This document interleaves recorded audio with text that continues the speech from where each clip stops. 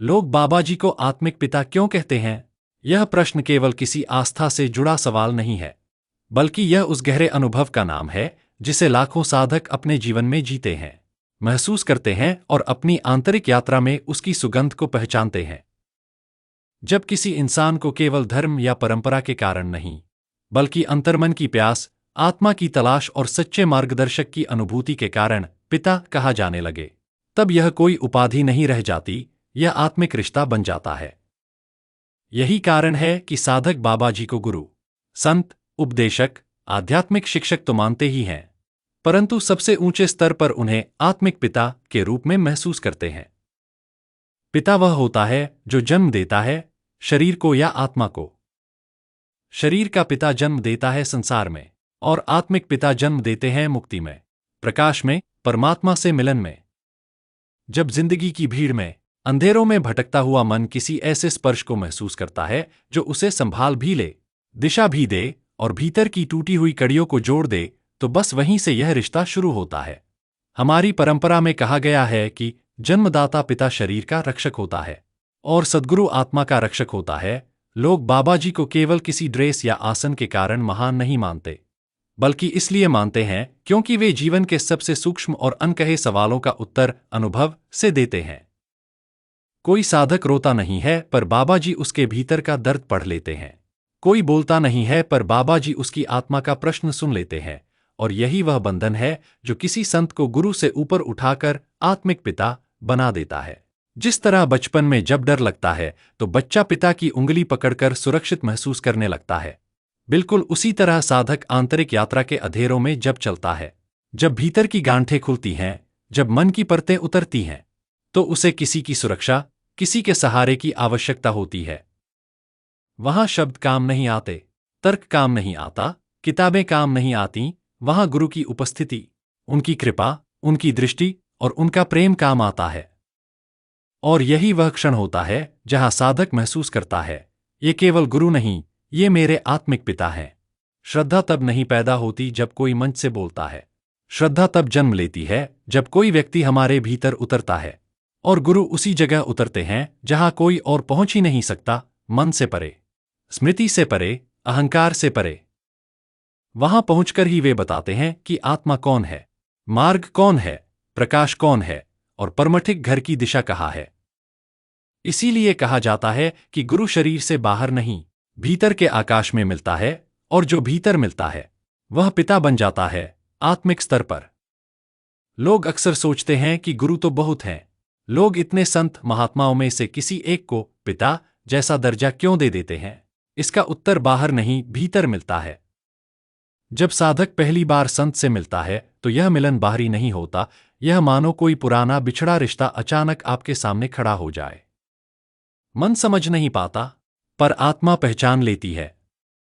कोई आवाज कहती है, मैं इन्हें पहले भी जानता हूं, कहीं बहुत गहराई में, और यहीं से वह नाता शुरू हो जाता है जो न जन्म से बंधा है, न मृत्यु से टूटता है। बाहरी पिता शरीर का रक्षक है, पर आत्मिक पिता आत्मा को उसके घर तक पहुंचाने वाला संरक्षक है। शरीर वाला पिता हमें संसार में टिकना सिखाता है, पर आत्मिक पिता हमें संसार से ऊपर का ज्ञान देता है, कहां से आए, कौन है और आखिर हमें लौटना कहाँ है। जब कोई व्यक्ति भगवान तक जाने का द्वार बन जाता है, तब उसके लिए गुरु शब्द छोटा पड़ जाता है और वहीं जन्म लेता है यह गहरा आंतरिक रिश्ता, ये मेरे आत्मिक पिता हैं।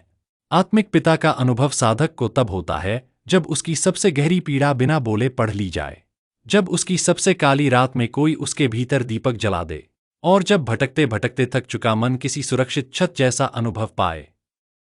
ऐसी सुरक्षा केवल शरीर को नहीं, आत्मा को मिलती है। और ऐसा संबंध बनाकर कोई लेने नहीं आता, यह तो भीतर से खींच जाता है। जैसे लोहा चुंबक को ढूंढता नहीं, चुंबक खुद उसे खींच लेता है, वैसे ही साधक गुरु को नहीं ढूंढता, गुरु ही साधक को अपनी ओर बुलाते हैं। और यह खिंचाव आत्मा का होता है, मन का नहीं। लोग बाबा जी को आत्मिक पिता इसलिए भी कहते हैं क्योंकि वे मन को समझते नहीं, मन के पार देख लेते हैं। वे शब्दों से नहीं, उपस्थिति से संभालते हैं। वे सांत्वना नहीं देते, आत्मा को जागृत कर देते हैं। और वे केवल मार्ग नहीं बताते, मार्ग बन जाते हैं। जब साधक को महसूस हो जाता है कि यह केवल कोई प्रवचन करता नहीं, यह मेरी आत्मा का दिशा सूचक है, मेरा रक्षक है, मेरा पथ प्रदर्शक है। तो फिर दिल खुद कह उठता है, ये मेरे आत्मिक पिता हैं।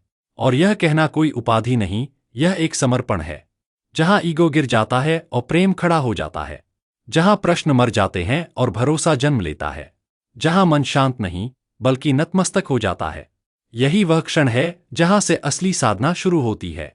जब हम आत्मिक पिता की बात करते हैं तो केवल मार्गदर्शन या शिक्षा नहीं आती, वह प्रेम, वह सुरक्षा और वह अनुभूति होती है जिसे शब्दों में पिरोना मुश्किल है।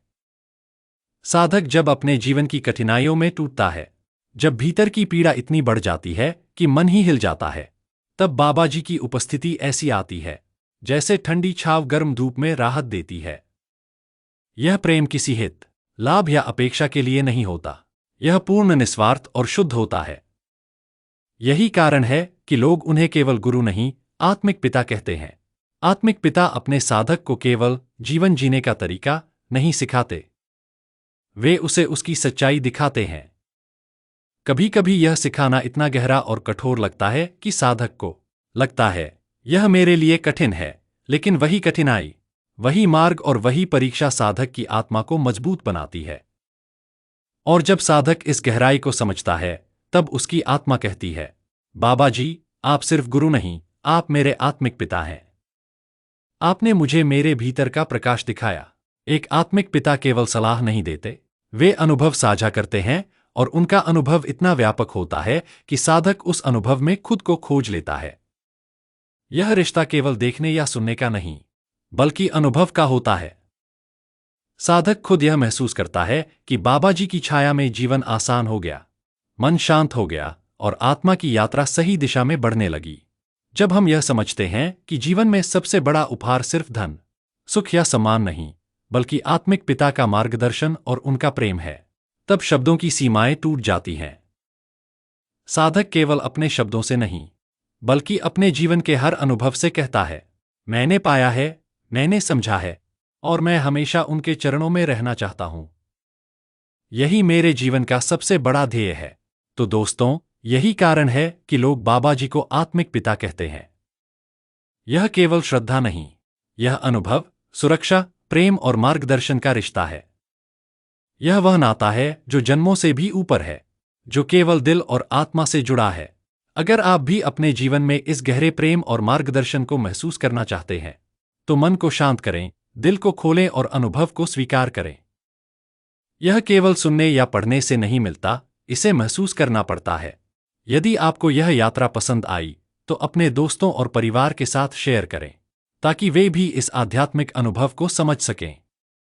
और हाँ, नीचे कमेंट करके अपने अनुभव और विचार साझा करें, क्योंकि हर अनुभव की कहानी किसी न किसी के लिए प्रेरणा बनती है।